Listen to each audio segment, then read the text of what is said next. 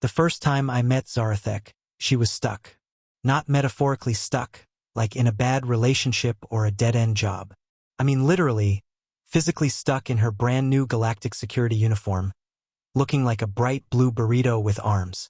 I was fixing the air recycling unit in Sector 7 of the space station when I heard what could only be described as frustrated alien cursing. The words didn't translate perfectly through my comm unit, but the tone was universal.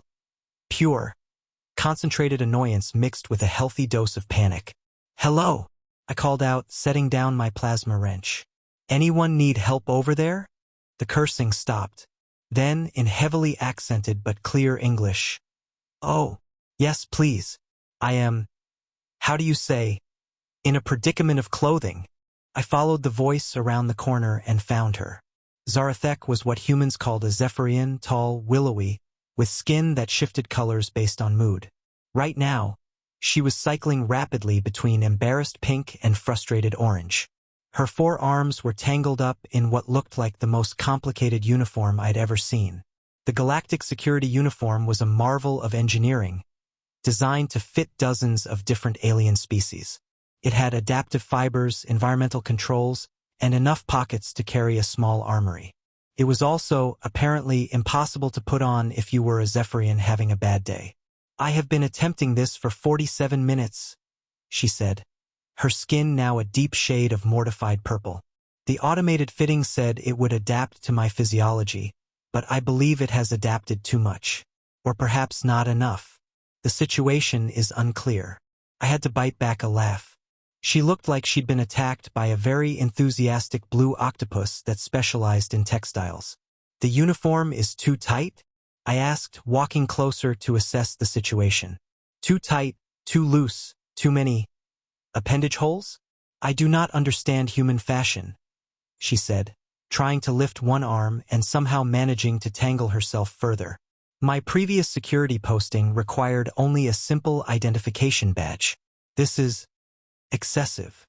That's when she looked at me with those big silver eyes that Zephyrians had, and her skin shifted to a hopeful yellow-green. "You are human, yes? Perhaps you understand these garments better than I do. Could you help me slip out of it?" Now, I should mention that this was my first week on the station. I was the new maintenance guy, fresh from Earth, and still learning all the do's and don'ts of interspecies interaction. The orientation videos had covered a lot. Don't stare at Arcturian tentacles, never comment on a Rigelian's molting schedule, always knock before entering a Centaurian's quarters because they might be in one of their 17 different sleep cycles. But nobody had prepared me for this. "Sure," I said, "because what else do you say when a frustrated alien asks for help? Let's see what we're dealing with here." The uniform was indeed a mess. It looked like it had tried to adapt to her forearms and somehow gotten confused halfway through the process. The torso section had twisted around her waist, the sleeve configurations were completely wrong, and there were at least 3 extra flaps that seemed to serve no purpose except to get in the way.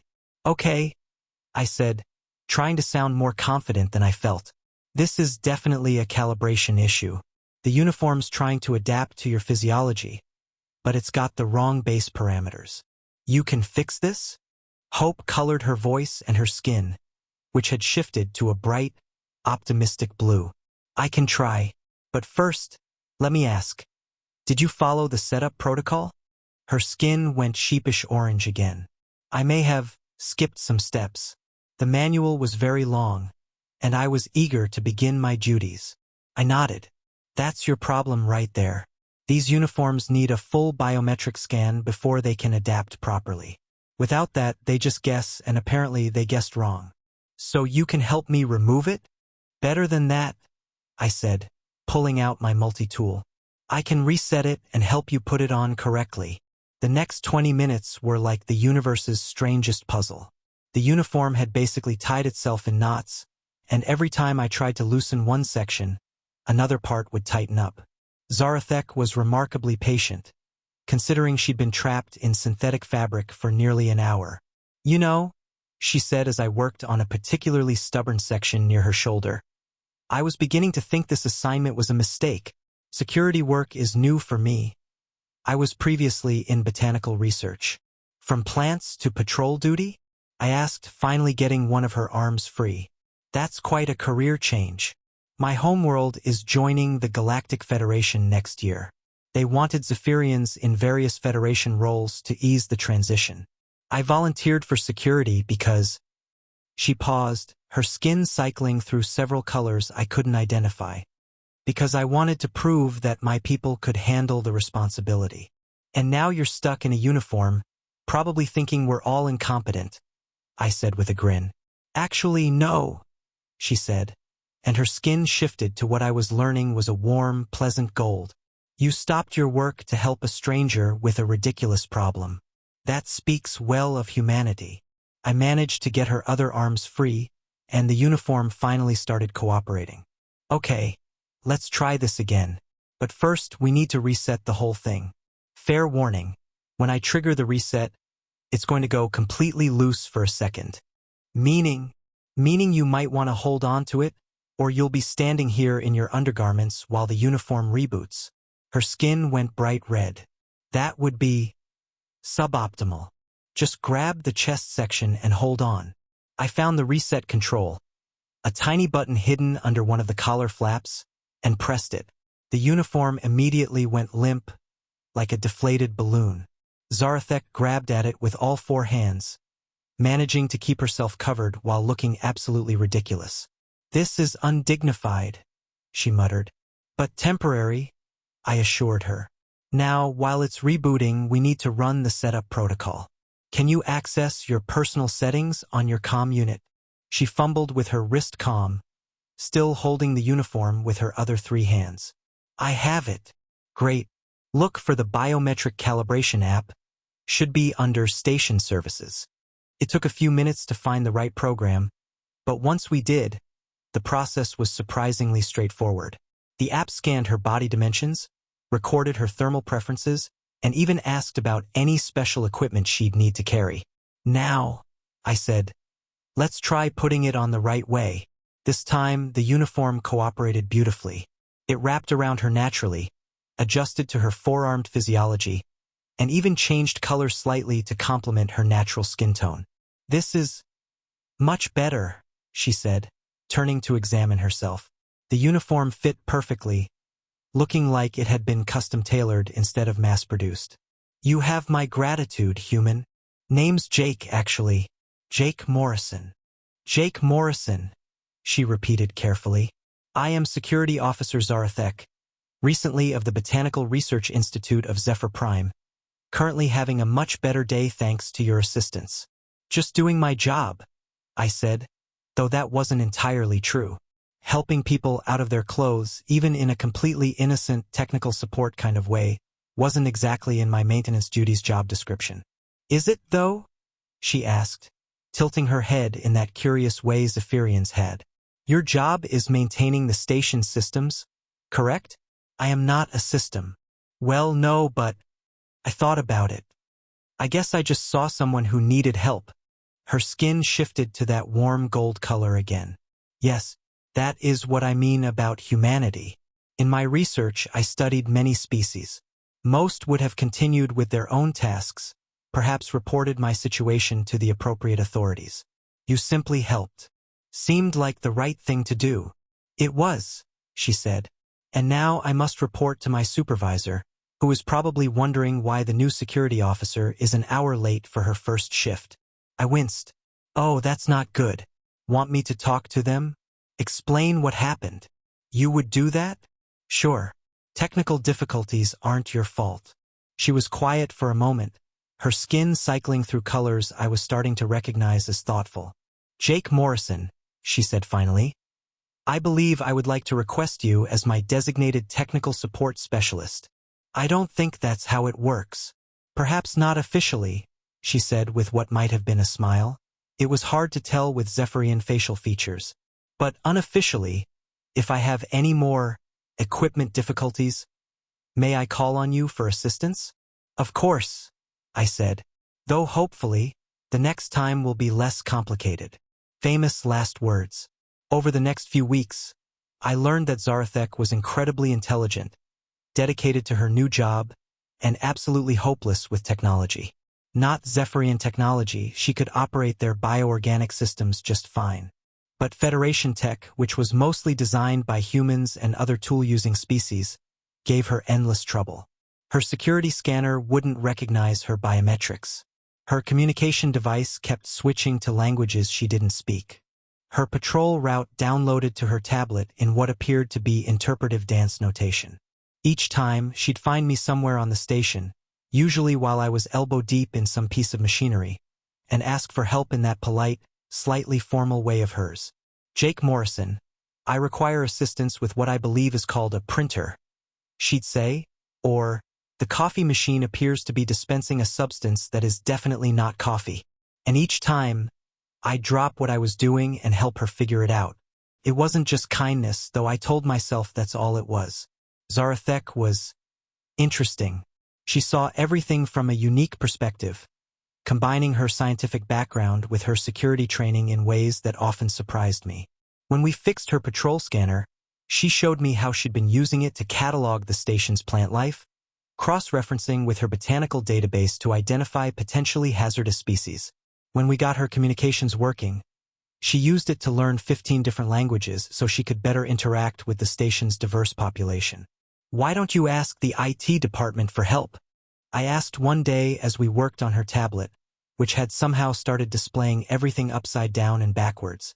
"I did," she said. "They told me to submit a help request form. When I submitted the form, they told me to try turning it off and on again.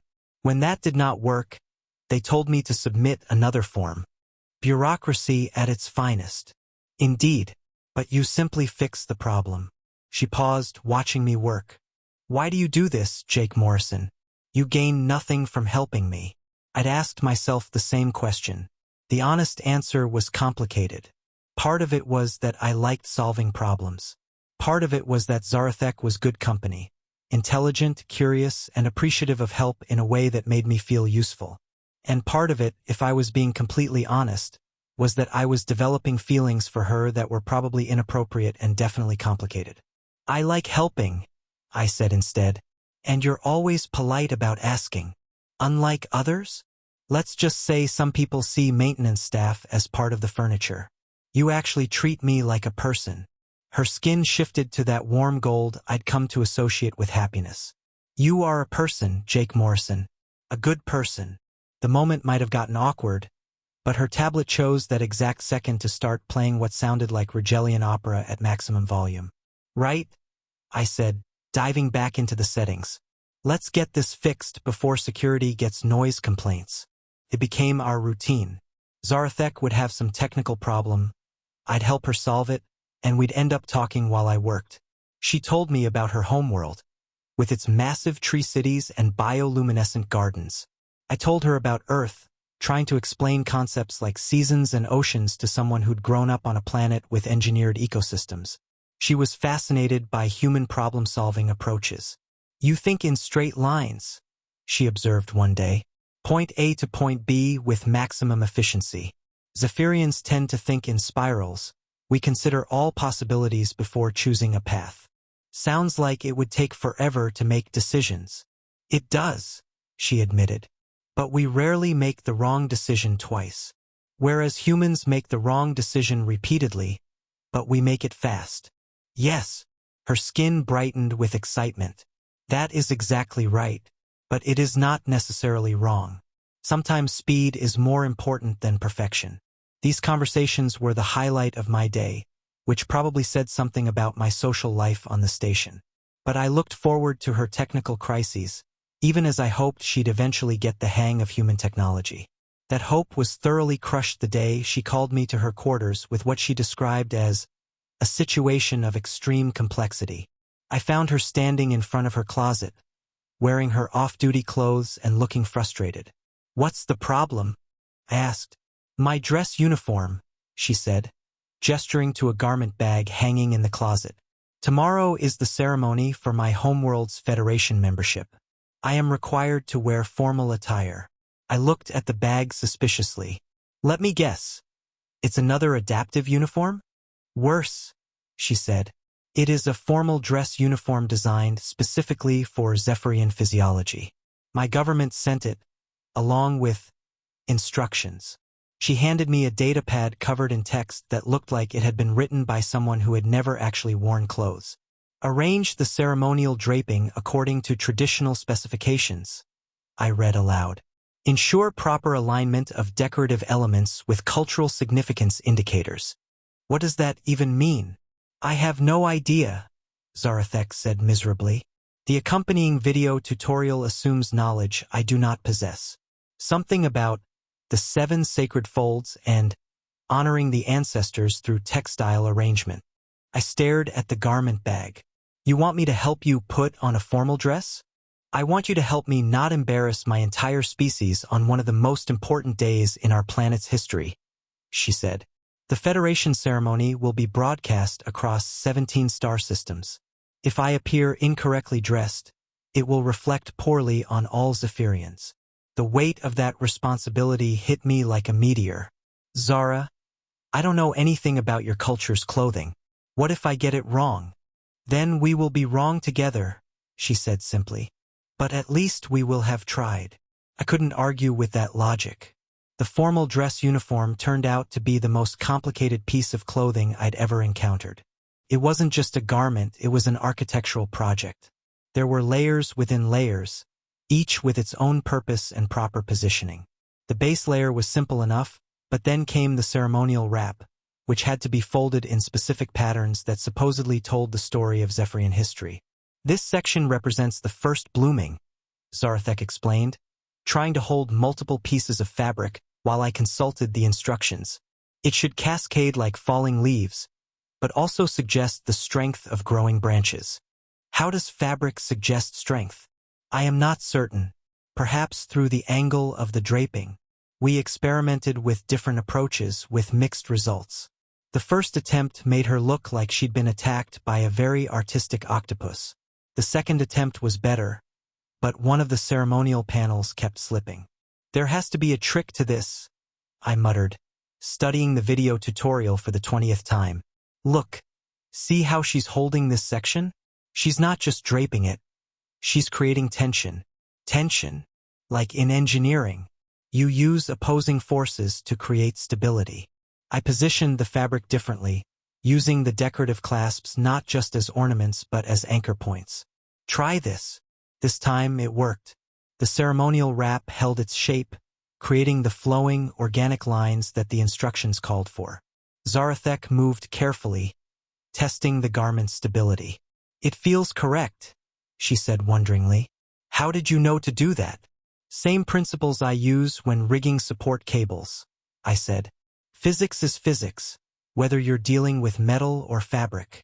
We worked on the remaining elements, the honor sash, the ceremonial collar, the decorative armbands that had to be positioned just so. Each piece had its own requirements and significance, and by the time we finished, I felt like I'd learned more about Zephyrian culture than most xenology students. There, I said, stepping back to admire our work. How does it feel? Zarathek moved gracefully, the elaborate uniform flowing around her like liquid art. Her skin had shifted to a deep, satisfied blue-green that I'd never seen before. It feels right, she said, like I am carrying the history and hopes of my people. She turned to face me, and her expression was serious. Jake Morrison, you have done more than help me with clothing. You have helped me honor my heritage. I just followed the instructions. No, she said firmly. You saw what the instructions were trying to achieve and found a way to make it work. That is not following, that is understanding. The ceremony the next day was broadcast throughout the station. I watched from the maintenance bay, taking a break from fixing a stubborn air filter to see Zarathek represent her people as they officially joined the Galactic Federation. She looked magnificent. The formal dress uniform moved with her perfectly, every fold and drape exactly as the traditions demanded. When the Federation president welcomed Zephyr Prime to the community of worlds, Zarathek stood tall and proud, a living symbol of her people's readiness to take their place among the stars. But what made me proudest wasn't how she looked. It was how she carried herself, confident, dignified, and completely comfortable in her role as a representative of her species. After the ceremony, she found me in the maintenance bay. The uniform performed flawlessly, she reported, though she'd already changed back into her regular security gear. Several dignitaries complimented the traditional styling. I'm glad it worked out. It worked out because of you, she said. Jake Morrison, I have a question. Shoot. Would you be interested in attending the celebration dinner tonight? As my guest. I blinked. Me?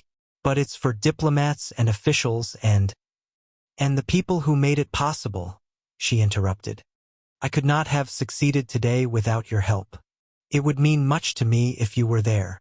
The dinner was held in the station's formal dining hall, which had been decorated with plants and flowers from dozens of worlds. I felt severely underdressed in my clean maintenance uniform, but Zarathek had assured me it was appropriate. You represent the working spirit that makes the Federation possible, she'd said. That deserves recognition. The evening was surreal. I sat at a table with Federation officials, planetary ambassadors, and other dignitaries, listening to speeches about cooperation and unity among species. Zarathek was seated at the head table, but she kept catching my eye and giving me encouraging nods.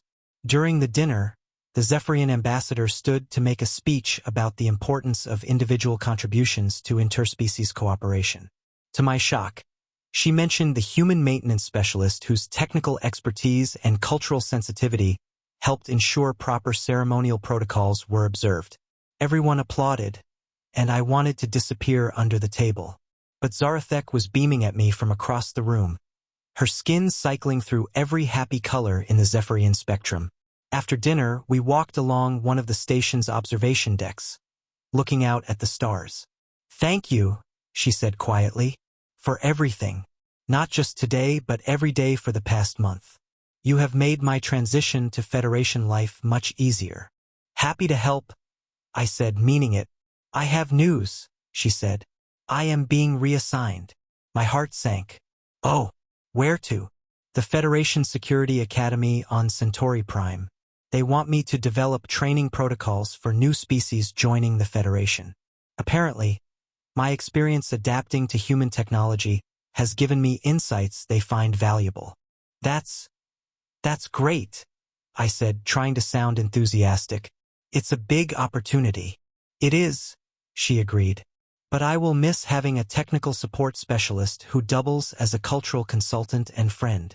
We stood in comfortable silence, watching the stars. Then Zarathek spoke again. The position comes with the authority to select my own support staff. I looked at her, not sure where she was going with this. I would need someone with strong technical skills, creative problem-solving abilities, and experience with interspecies relations, she continued. Someone who understands that sometimes helping others is more important than following protocols. Sounds like a great job for someone, I said. She turned to face me, her skin shifting to that hopeful yellow-green I remembered from our first meeting. Jake Morrison, would you be interested in a new position?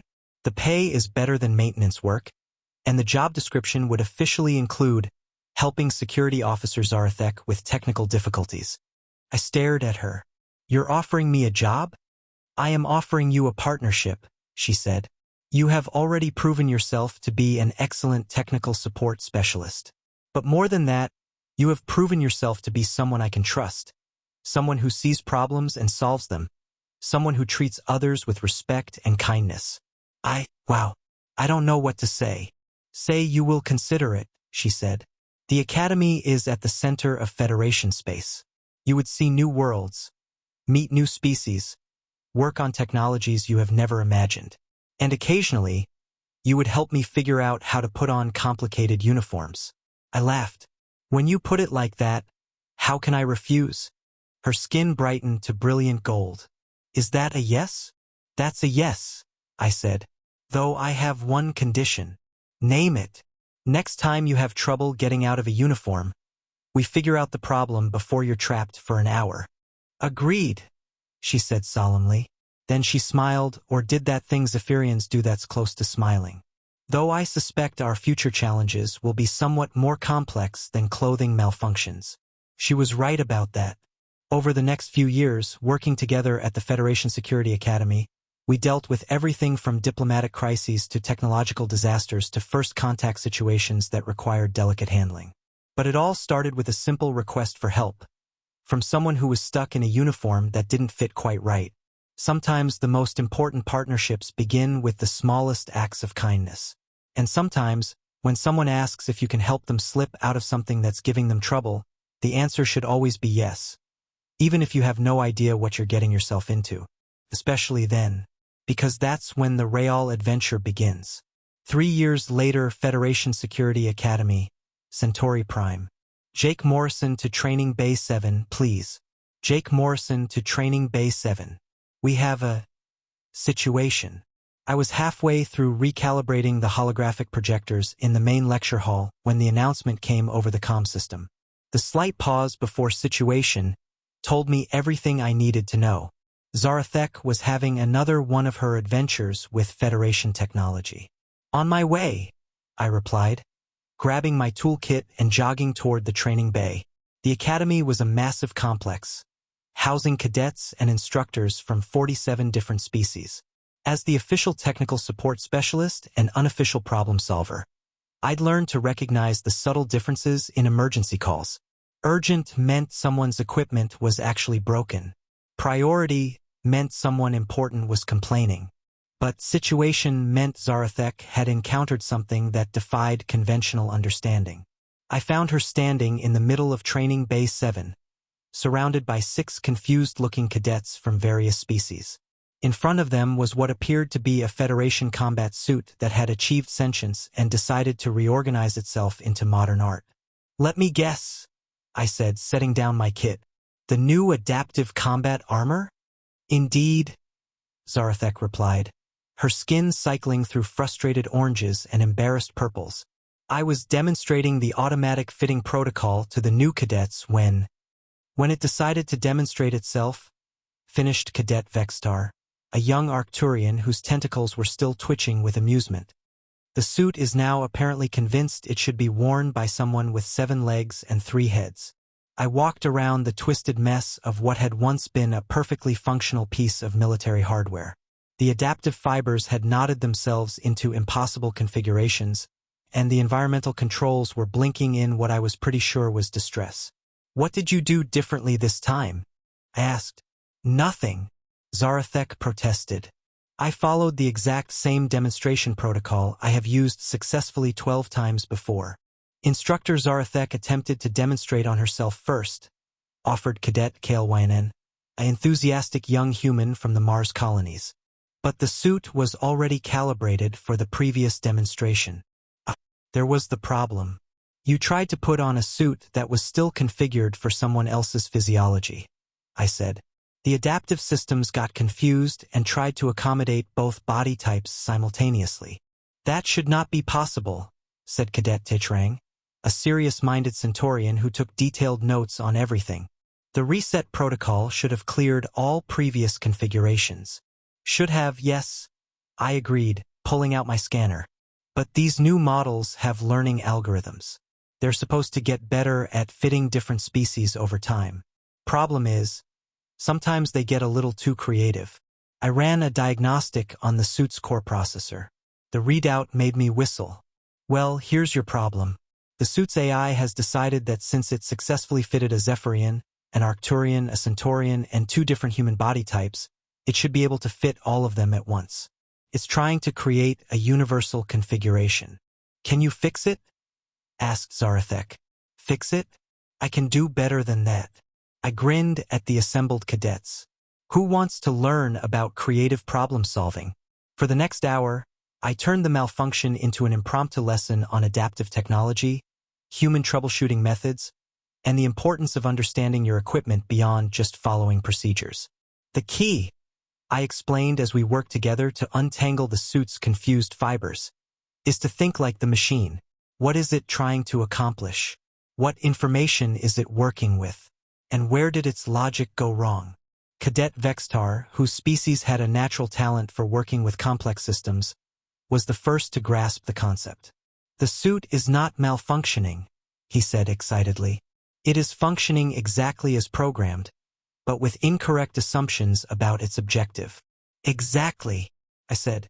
So instead of fighting against what it's trying to do, we work with it. We give it new information that leads it to the conclusion we want. It took some creative reprogramming, but eventually we convinced the suit that its mission was to fit one being at a time, not create some sort of universal body accommodation system. The cadets were fascinated by the process, asking questions about everything from system architecture to debugging philosophy. This is not how we were taught to approach technical problems on my homeworld, admitted Cadet Kale-1. We learned step-by-step procedures for every situation. Procedures are great when everything goes according to plan, I said. But equipment is designed by people, and people are creative, messy, and unpredictable. Sometimes our creations inherit those qualities. Is this why humans are so valued as technical specialists throughout the Federation? Asked Hrang, still taking notes. I glanced at Zarathek, who was watching the exchange with interest. I don't know about that. I just know that when something breaks, somebody has to fix it. And usually, the best way to fix it is to understand it. After the cadets left, chattering excitedly about alternative problem-solving approaches, Zarathek and I finished cleaning up the training bay. You realize what you just did? She asked as we stowed the now properly functioning combat suit. Fixed your equipment malfunction? You taught those cadets to think like humans, she said. Creative, intuitive, willing to work with incomplete information and uncertain outcomes. 3 years ago, when I was trapped in my security uniform, you demonstrated those same qualities. Now you are passing them on to the next generation of Federation officers. I hadn't thought about it that way. I was just showing them how to troubleshoot. No, Zarathek said, her skin shifting to thoughtful blues and greens. You were showing them how to approach the unknown with curiosity instead of fear. How to see problems as puzzles to be solved rather than obstacles to be avoided. These are fundamentally human traits, and they are exactly what the Federation needs as we encounter new species and new challenges. Before I could respond, her communicator chimed with an incoming priority message. She read it quickly, her skin cycling through several colors I'd learned to associate with surprise and excitement. What is it? I asked. New assignment, she said. Both of us. There's been a first contact situation in the Outer Rim. A previously unknown species has made contact with a Federation survey ship, and they're requesting cultural and technical exchange specialists. My pulse quickened. First contact was the holy grail of Federation work, the chance to be among the first to interact with a new civilization. What do we know about them? I asked. Very little, Zarathek admitted. They call themselves the Veltar, silicon-based life forms with a highly advanced but completely unique technology base. The survey team can barely communicate with them, and their equipment is utterly incompatible with Federation standards. Sounds like a job for a cultural specialist and a creative problem solver, I said. Exactly what I was thinking. Her skin brightened to excited gold. The mission briefing is tomorrow. We leave for the Outer Rim in 3 days. That night, I sat in my quarters reading everything available about silicon-based life forms and trying to imagine what their technology might look like. The Federation had encountered silicon-based life before, but never an advanced technological civilization. This was uncharted territory in every sense. My door chimed, and Zarathek entered, carrying 2 cups of that herbal tea she'd gotten me addicted to over the past 3 years. Nervous? She asked, settling into the chair across from my desk. Excited, I said. Nervous too, but mostly excited. This is what we've been training for. Indeed, though I suspect our first challenge will be considerably more complex than helping someone out of an ill-fitting uniform. I laughed. You know, I was just thinking about that. 3 years ago, you were stuck in a security uniform and asked me to help you slip out of it. Tomorrow, we're heading off to make first contact with an alien civilization. It's quite a progression. Is it, though? Zarathek asked thoughtfully. The fundamental challenge is the same, understanding something unfamiliar and finding a way to make it work. Whether it is a uniform, a combat suit, or an entire alien technology base, the approach remains consistent. See the problem, understand the system, find the solution, I said. reciting what had become our unofficial motto. Precisely, and do it with patience, respect, and genuine desire to help. We sat in comfortable silence, sipping our tea and contemplating the adventure ahead. Finally, Zarthek spoke again. "Jake Morrison, I have something to tell you." Her formal tone made me look up. "What is it?" When I first asked for your help with my uniform, I was not entirely truthful about my situation. I raised an eyebrow. "Oh, the uniform was not malfunctioning," she said, her skin shifting to embarrassed pink. "I was simply too proud to admit that I did not understand how to put it on properly. I had been struggling with it for hours before you found me. Too embarrassed to ask for official help." I stared at her. "You mean?" I mean, I was stuck because of my own stubbornness, not because of technical failure. When you offered to help without making me feel foolish, it meant more to me than you could know. Why are you telling me this now? Because tomorrow we begin a mission where misunderstandings could have serious consequences. I want you to know that honesty and humility are just as important as technical skill and creative thinking. You taught me that. I thought about all the times over the past 3 years when Zarthek had needed help with various technical problems. How many of those had been genuine malfunctions, and how many had been opportunities for us to work together, to learn from each other. "Does it matter?" I asked finally. "I believe it does. Understanding the real nature of a problem is the first step to solving it." "Then here's the real nature of our problem, past and future," I said.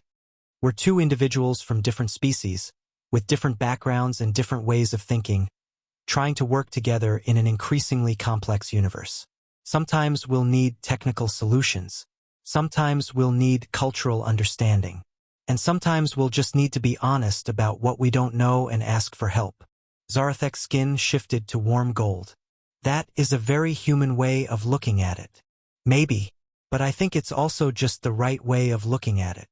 The next morning, we attended our mission briefing along with the rest of the first contact team. The Veltar, we learned, lived on a world with extreme temperature variations and high radiation levels. Their technology had evolved along completely different lines from anything in the Federation database. "Their ships appear to be grown rather than built," explained Commander Torres, the mission leader. "Organic-looking but clearly artificial. Their communication attempts have been unusual." She activated a holographic display showing what looked like a crystalline sculpture floating in space.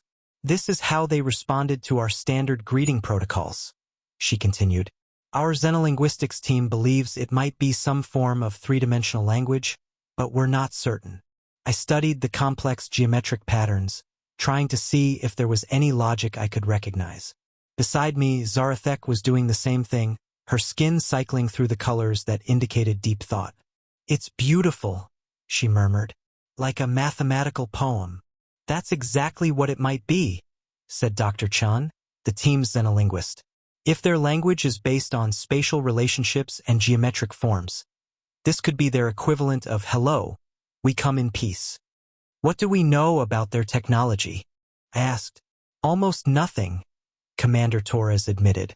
"Their ships don't emit any energy signatures we recognize.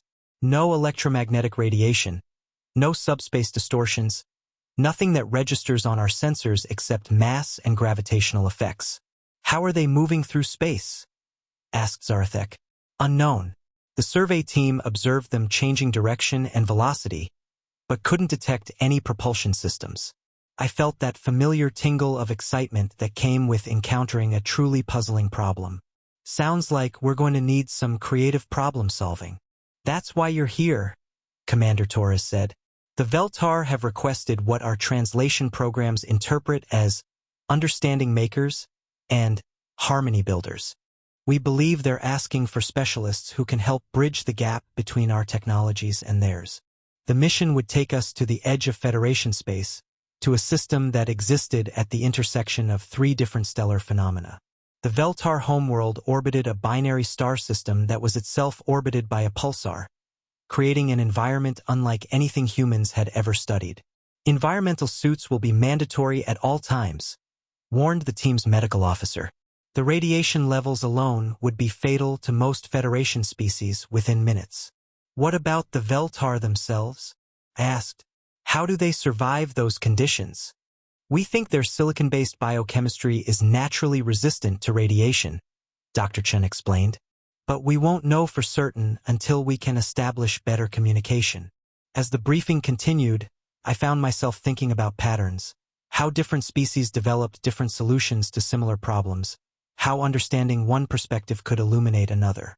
The Veltar had evolved in an environment that would kill most Federation species, and their technology reflected that reality. Our job would be to find common ground, to discover the universal principles that could bridge the gap between their world and ours. After the briefing, Zarathek and I spent the rest of the day preparing for departure. Equipment checks, supply inventories, and most importantly, mental preparation for encountering something completely unprecedented. Are you ready for this? She asked as we loaded our gear aboard the exploration vessel Harmony. As ready as anyone can be for something they've never done before, I said. I keep thinking about that first day we met, she said. How you approached my uniform problem. You did not assume you knew what was wrong. You observed, you asked questions, you experimented. That is exactly the approach we will need with the Veltar. The difference is, this time the stakes are a bit higher than one person being late for work. True, she agreed. But the principles remain the same. See the problem, understand the system, find the solution. And most importantly, do it with patience, respect, and genuine desire to help. I finished. As the Harmony pulled away from Centauri Prime and engaged its jump drive, I looked out at the stars streaming past and wondered what we would find at our destination. The Veltar represented something unprecedented in Federation history, a completely alien approach to technology and existence. But I wasn't worried. After 3 years of working with Zarathek, I'd learned that the most complex problems often had surprisingly simple solutions. You just had to be willing to look at them from a different angle. Sometimes, when someone asks for help, whether they're stuck in a uniform or trying to communicate across the vast gulf between species, the most important thing you can do is simply say yes. Even when you have no idea what you're getting yourself into, especially then, because that's when you discover what you're really capable of.